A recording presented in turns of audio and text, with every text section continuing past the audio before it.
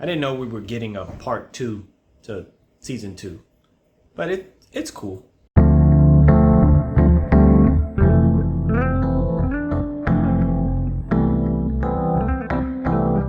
Hello, welcome to Just My Thoughts. I'm your host, Khaleel Ward. On this episode, I'll be talking about Record of Ragnarok, Season 2, Part 2. It's basically episodes 11 to 15.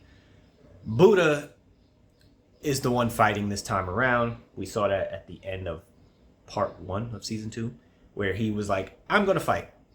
The problem is, they don't know who he's fighting for. They don't know if he's going to fight for the gods or for the humans. Turns out Buddha wants to fight for the humans. Wants to protect the humans, and he fights this person or god. It's called the 7 gods of good fortune.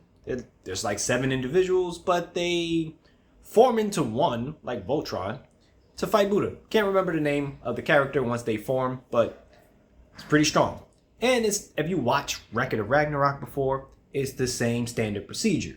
We get introduced to both characters, they come out, pose a little bit, and then boom, we get an episode, we get a backstory on one, we get a backstory on another, see why they are strong, and then they fight it out for a few episodes. This match takes a turn because it was looking very easy for Buddha, and something happens to the other guy, and he transforms into a whole nother being, entity, demon thing, and everybody's like, what is this? What is going on? Who is this? And we get Hades. He finally shows up to the party. He wasn't there before, and we spend a lot of time with him as he's telling people around him, the other gods, like, what's going on and who is this person. And it's like, oh, this is pretty interesting. We could have got this a little sooner.